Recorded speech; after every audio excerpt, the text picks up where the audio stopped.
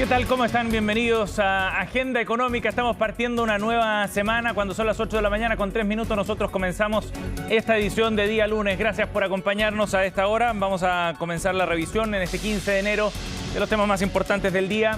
Una semana bien noticiosa. Vamos a partir de inmediato con nuestros titulares y el resumen para el día de hoy.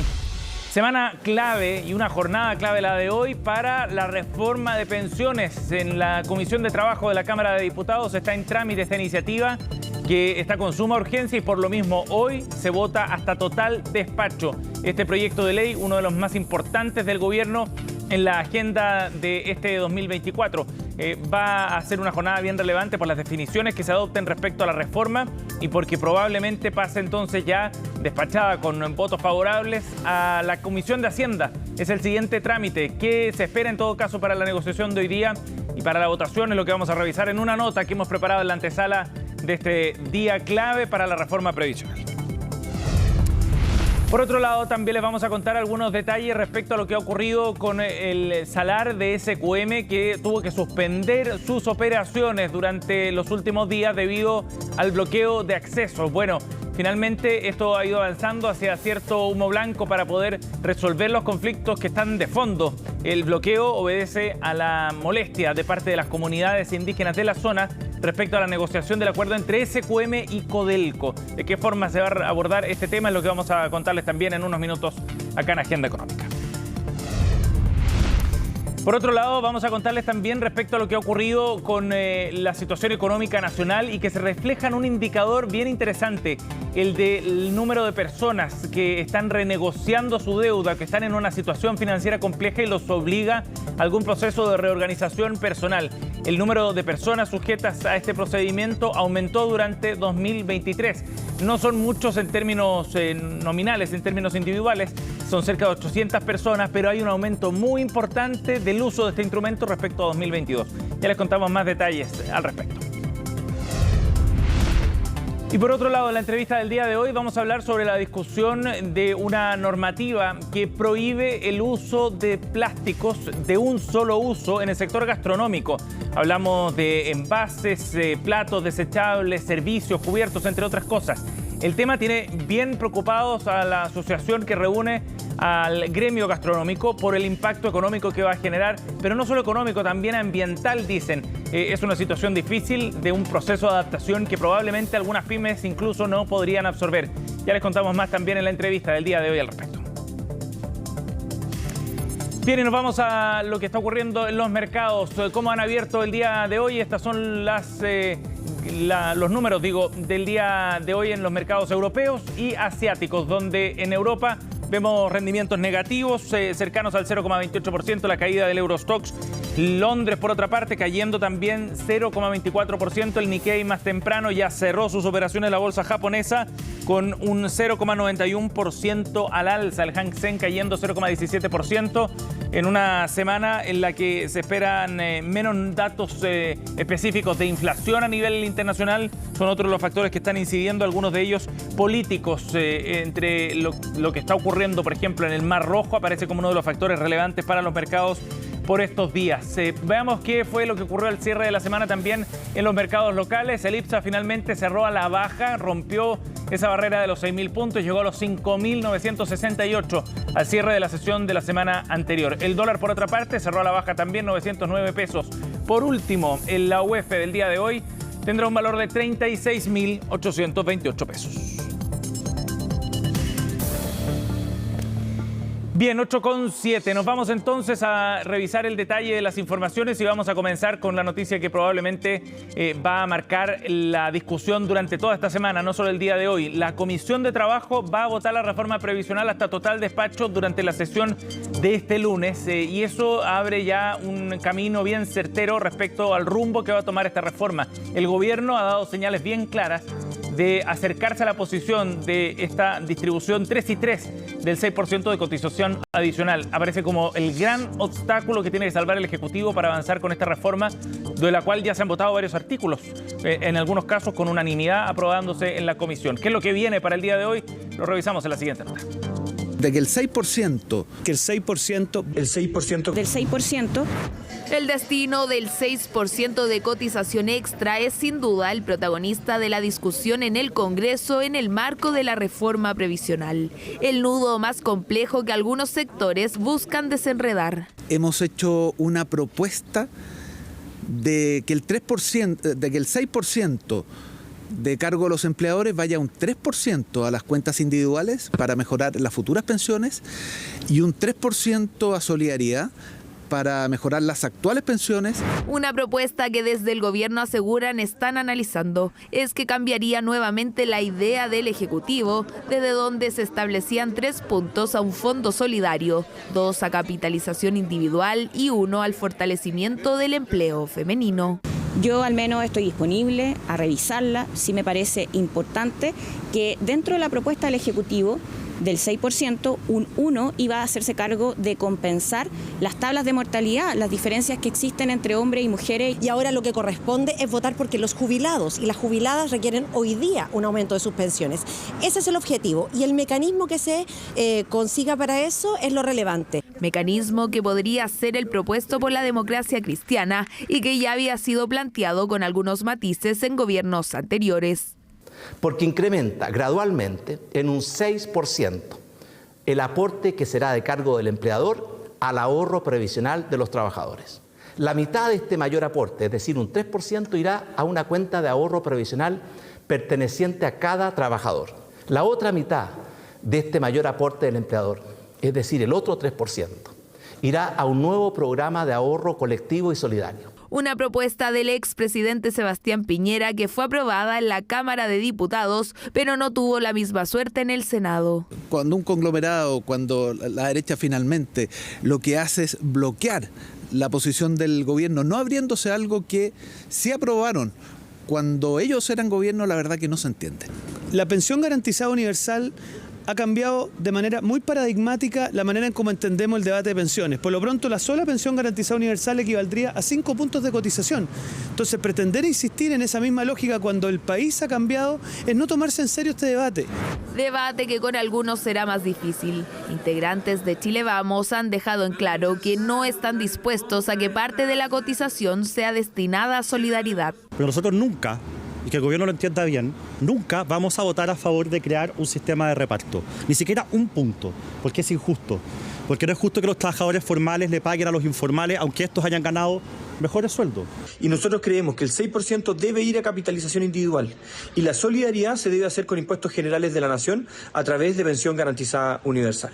Se espera que el proyecto sea aprobado en la Comisión de Trabajo por tener mayoría del oficialismo. En la sala es donde puede correr riesgo. El gobierno necesita la mayoría absoluta de los votos para que continúe avanzando. Sabemos que este proyecto está en primer trámite y que va a sufrir muchos cambios. Por lo tanto, el apoyo definitivo hay que verlo cuando el proyecto esté ya terminado. Hoy día estamos en plena discusión con toda la disposición a seguir aportando, a seguir dando ideas para mejorar el proyecto.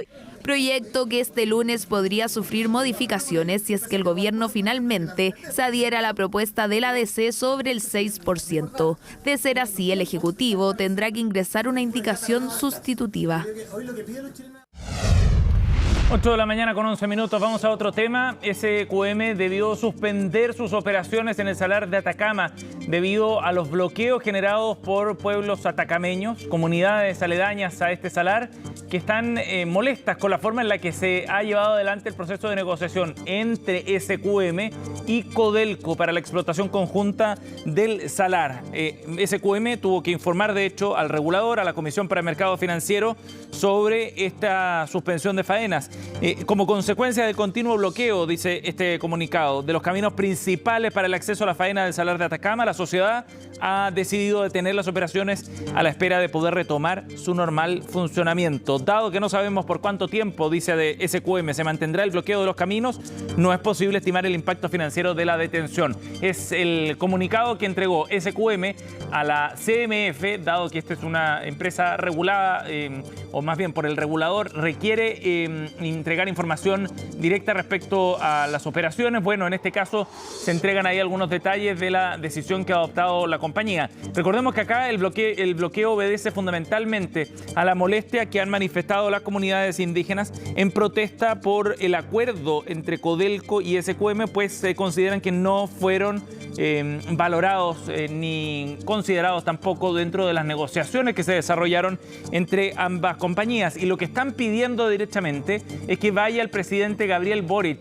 hasta la zona a conversar con las comunidades. Desde el gobierno han dicho que nunca se ha adoptado un acuerdo de esa naturaleza, que es la ministra Aurora Williams quien ha llevado adelante esas conversaciones, pero de todas maneras el impacto directo es que no solo se suspenden las faenas, sino que también hay 450 trabajadores que están por ahora atrapados en el campamento andino dado el bloqueo de estas rutas. Veremos cómo se va dando la negociación para liberar estos caminos durante el día de hoy. Por ahora no parece tan sencillo. En todo caso, tendremos que ver las señales que entrega el gobierno fundamentalmente para responder a la molestia manifestada por las comunidades indígenas. Bien, nos vamos a otro tema, 8:13. Les contábamos en nuestro resumen de noticias que hay un indicador bien relevante respecto a la evolución de la economía a nivel nacional y que tiene que ver con el uso de la herramienta de la renegociación de deuda personal. El uso de este instrumento, de acuerdo a la superintendencia del ramo, aumentó de forma bien considerable durante 2023, llegando al mayor número en 4 años para el uso de este instrumento. En total, durante 2023, los procesos de renegociación de deuda de las personas saltaron en un 182%.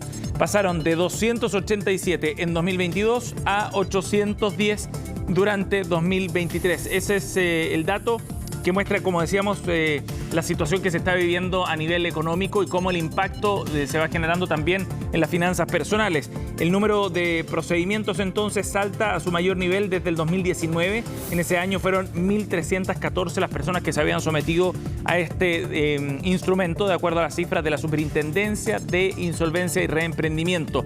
Desde la Superintendencia, Hugo Sánchez, en conversación con Diario Pulso, que revela estos datos, afirmaba que de todas maneras esto ha permitido que más personas puedan ordenar sus deudas sin someterse a un proceso de embargo o perder sus bienes. De todas formas, se asegura que las personas van tomando ciertos resguardos en un contexto más complejo también a nivel económico, no solo acá en Chile, sino a nivel internacional también. El número de personas en quiebra en 2023, en tanto, llegó a cerca de 2.300, en una cifra muy similar a la de 2022, mientras que la liquidación de empresas también se estabiliza en 2023 en torno a 1.099 empresas, un dato muy similar también al del año 2022, cuando fueron 1.035 compañías las que se sometieron a este proceso.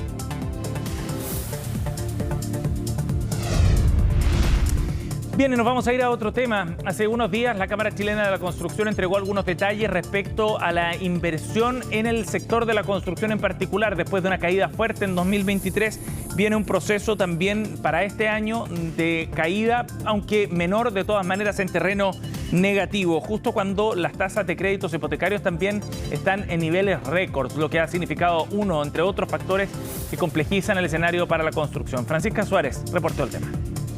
Si el año 2023 fue un año para el olvido para el sector de la construcción, pareciera que el 2024 no será mucho mejor. Así se podría resumir el último informe Match de la Cámara Chilena de la Construcción, que mostró una fuerte baja de 4% en la inversión. Este 2024 habría una segunda caída consecutiva de 0,4% respecto al ya amargo año pasado. Vamos a tener un aumento, y de hecho lo que están proyectando los expertos es del orden de un 2% del PIB. Pero no así en el caso de la inversión, digamos, donde estamos esperando cifras negativas, digamos. Y eso es muy complejo porque de alguna manera muestra que el crecimiento no tiene su correlato en el largo plazo, digamos, ¿no? Es un problema que podría afectarse del crecimiento potencial chileno, que si no hay inversión, no hay crecimiento potencial en largo plazo y no puede ser sostenido siempre por aumentos de solamente consumo. En el caso de vivienda, el año pasado estuvo fuertemente marcado por el aumento de las tasas de interés de los créditos hipotecarios, que cerraron 2023 en niveles que no se veía hace casi 15 años, llegando a un 5,2% en diciembre pasado. A eso se sumaron las condiciones más restrictivas exigidas por la banca para otorgar estos créditos a los compradores y a las empresas para poner en marcha nuevos proyectos. Esta situación ha generado que exista un sobrestock de viviendas nuevas disponibles. El año pasado se vendieron poco más de 37.000 unidades, que si bien es mejor que en 2022, sigue siendo débil, pues se trata de los peores registros de venta en 20 años. Según los especialistas, la situación iría mejorando recién para finales de este año. El alza se refleja más bien por las tasas internacionales más que por las nacionales, acá internas. Nosotros actualmente dependemos mucho de lo que pasa en Estados Unidos. Actualmente se espera para adelante una mejor proyección en términos de baja de tasa, tanto ya para el segundo semestre del próximo año, de este año, o ya para el 2025, dado que la inflación está siendo cada vez más controlada, tanto en Chile como también en Estados Unidos. Esto porque seguiría siendo difícil para las personas cumplir con los requisitos para acceder a la vivienda. Hay una dificultad muy grande para las familias chilenas de acceder a la vivienda. Eso es no solamente por el hecho de que en el último tiempo hemos tenido un encarecimiento de las condiciones del crédito, digamos, empujada sobre todo por la tasa de largo plazo, la tasa también de interés, sino que también porque ha habido un desacople entre el ingreso de las familias, que ha crecido menos de lo que ha crecido el precio de la vivienda. Y eso empujado por muchos factores regulatorios. Uno de ellos, por ejemplo, es la implementación del IVA del 2014, que tuvo un impacto, a nuestro juicio, del orden de un 13% en el precio de las viviendas, que subieron. Y a uno no le sube el sueldo a un 13% de un día para otro, digamos, ¿no? En medio de este escenario se han lanzado algunos incentivos para hacer más accesibles los créditos hipotecarios a las familias, donde uno de los principales impulsores ha sido Banco Estado, en alianza con varias inmobiliarias. Ignacio Lagos, CEO de Pool Inmobiliario, valora estas acciones de parte del Estado y se muestra esperanzador con que otros bancos comerciales se sumen a iniciativas similares a la presentada por la entidad fiscal. Así es, básicamente siempre el Banco Estado pone ciertas pautas y después los bancos comerciales la tienen que seguir como una manera también de contrarrestar e ir tomando otros créditos. Ahora, obviamente, el costo, eso va a depender mucho del costo de fondo que tenga cada uno de los bancos y el nivel de riesgo que quiera asumir. Aunque el panorama se vea gris, existen propuestas como la de Hogarízate, que ofrecen soluciones complementarias que dan una luz de esperanza para aquellos que buscan acceder a la vivienda propia. Nosotros ayudamos a estas familias que no están hoy día accediendo al crédito hipotecario en el mercado tradicional para que puedan alcanzar el sueño de la casa propia mediante un modelo de arriendo con promesa de compra. ¿Y qué es lo que hace? Es que la familia hoy día entra a vivir en su hogar, arrienda en paralelo mientras ahorra, lo que está pagando mes a mes se le sigue acumulando para construir este pie y conseguir después adquirir de manera definitiva la vivienda. Dentro de este complejo panorama, el vaso medio lleno es que durante la primera parte de este año se lograría la meta de controlar la inflación, lo que permitiría al menos que la UF deje de subir de forma descontrolada como lo vimos gran parte de los últimos años. De hecho, durante este mes de enero, la UF bajará 184 pesos.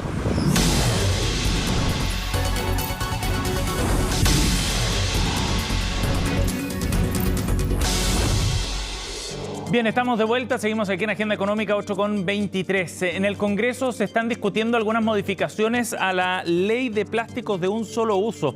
Debería comenzar su vigencia en agosto próximo, pero hay discusión por el efecto que esto puede tener en distintos restaurantes y proveedores de servicios de comida, sobre todo en los más pequeños, que van a tener que sufrir un proceso de ajuste para poder adaptarse a esta nueva normativa que impide el uso de plásticos de un solo uso, incluso cuando sean reciclables o compostables, dicen desde el sector. Vamos a conversar de este tema y para eso estamos en contacto con el presidente de Achiga, Máximo Picayo. Gracias por conversar con nosotros, Máximo. Buenos días.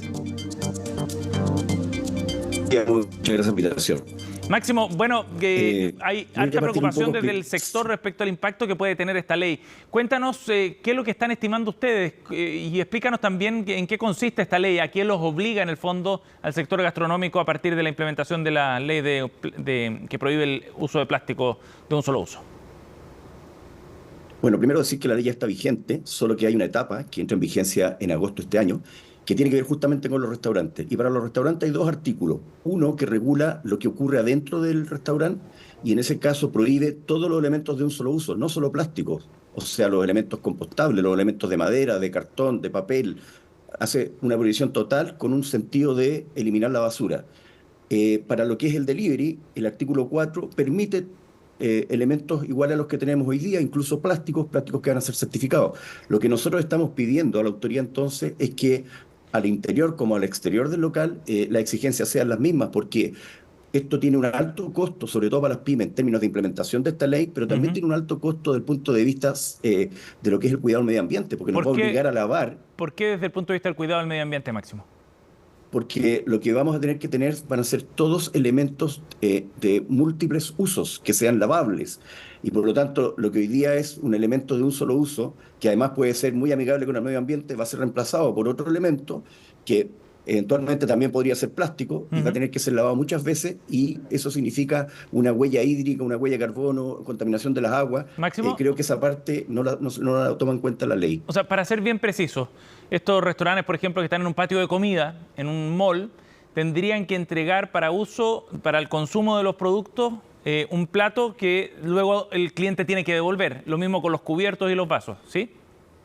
Efectivamente. Por ejemplo, hoy día cuando vamos a un restaurante chino incluso, que nos dan palitos de sushi o palitos de madera para un sushi o un chino, van a tener que ser palos lavables. Y lo normal es que estos palos van a ser también plásticos, pero de multiuso. La gente va a creer que son un souvenir, se los va a llevar a la casa y van a terminar en la basura, cuando hoy día tenemos un palito que es totalmente biodegradable. Ajá. ¿Y la ley no contempla la posibilidad, como ustedes plantean, de que se utilicen algunos productos compostables, por ejemplo? Como decías tú, sigamos el mismo ejemplo, palitos de madera, por ejemplo. Bueno, eso es lo que nosotros estamos proponiendo. Existe hoy día un proyecto de modificación a esta ley que se está tramitando en la Comisión Hídrica, y lo que nosotros estamos justamente proponiendo es que se permitan todos estos elementos que son compostables, biodegradables, que Chile avance hacia el compostaje industrial. Creemos que ese es el camino, porque también hay que decirlo, esta es la ley más estricta que existe en el mundo. En ningún país del mundo existe una ley como la que tenemos nosotros, con un impacto muy potente en las pymes. Hablamos recién de un patio de comida, pero vámonos, por ejemplo, a lo que es una pequeña cafetería, ¿no es cierto?, del centro. Aunque a esa cafetería le regaláramos una máquina lavavajillas, técnicamente no puede instalar una máquina lavavajillas. Una máquina lavavajillas requiere, aparte de instalación de agua, desagüe, requiere instalación eléctrica normalmente trifásica. Muchos de esos locales no tienen una corriente trifásica, pero además de todo eso, un ducto de extracción para sacar los vapores de la máquina. Son máquinas de capota que cada vez que uno las abre sale una gran cantidad de vapor, y por lo tanto, en estos edificios más antiguos es imposible sacar un ducto a los cuatro vientos, y por lo tanto esos locales van a tener que tomar la decisión: o cierran o se dedican solo al delivery, lo que efectivamente no da como para pagar los altos arriendos que tienen lugares de buenas ubicaciones. Ajá. Pero en ese caso, por ejemplo, siguiendo el ejemplo de esa cafetería, ellos de todas maneras podrían seguir prestando el servicio, pero para consumo solo en el local.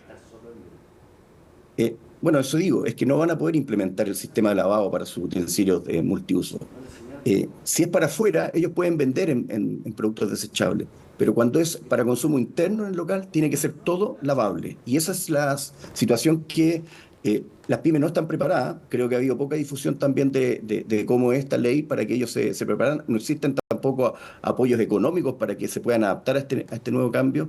Y por lo mismo creemos que si modificamos este artículo 3, creemos que esta ley va a avanzar muy fácilmente, va a ser implementada de manera correcta. Creo que además nos seguimos abriendo a múltiples materiales que están desarrollándose hoy día en el mundo. Hoy día podríamos... ¿Cómo cuáles, por ejemplo? A lo mejor, por ejemplo, hoy día hay una experiencia, ¿no es cierto?, de que están produciendo vasos desechables a partir de algas. Bueno, esos vasos hoy día no se pueden usar con esta ley al interior de un local. ¿Y por qué no se consideró en la ley, Máximo, ustedes que han seguido el debate, por qué no se consideró eso cuando aparece como una solución bien amigable con el medio ambiente, pero que además genera otras externalidades positivas, como desde el punto de vista de la innovación, por ejemplo, también? Bueno, primero decir que esta ley se tramitó justamente en el momento que los restaurantes estábamos pasando por nuestra peor crisis, estábamos todos cerrados. Todos nuestros esfuerzos estuvieron en ese momento para poder volver a abrir los restaurantes. La ley avanzó bastante rápido, no se nos consultó. Al final nosotros pedimos ser citados al Congreso, pero cuando ya fuimos citados, yo diría que ya el partido estaba jugado casi en un 80%, no se consideró la posición nuestra, y luego que sale la ley, nosotros nos dedicamos a virtud. ¿Qué impacto tenía esto? Y a partir de un estudio que hicimos con el DICTUC, también con un estudio económico, el alto costo económico que tenía para las pymes, por ejemplo, más de 30 millones de dólares anuales en costos, que las pymes no tienen cómo solventar, sobre todo sabemos que esta es una industria que viene saliendo de una crisis muy grande, está sobreendeudada, y por el lado del consumo hídrico también se hizo un estudio de ciclo de vida de los productos, se demostró que esta ley no es mejor para el medio ambiente, cosa que también se está viendo hoy día en la Unión Europea. Francia, que tiene una ley un poco parecida a esta, pero yo digo que más benevolente que esta, hoy día ya está dando una marcha atrás, en decir, ok, el reutilizable no necesariamente es mejor que los productos de un solo uso, y hoy día la Unión Europea está en esa línea, digamos, de compostar, de reciclar, que es un poco lo que también tenemos con la ley REP. Sí. Máximo, por último, ¿ustedes han conversado con el gobierno sobre este tema para tratar de abordarlo? Bueno, por supuesto que sí, hemos planteado, hemos hecho llegar nuestros estudios. No hemos recibido como contraparte estudios que respalden esta ley. Nosotros sí lo hicimos y por eso que tal vez estamos llegando casi cuando la ley se está implementando esta tercera etapa, justamente porque no queríamos simplemente dar una opinión sin tener respaldo. Y estos estudios son los que respaldan nuestra posición. Bien, Máximo, muchas gracias por conversar con nosotros esta mañana sobre este tema. Seguiremos atentos al debate, por supuesto. Gracias. Muy buenos días. Buenos días. 8:31, cerramos Agenda Económica. Gracias por estar con nosotros. Ya partimos Noticias Express aquí en CNN Chile.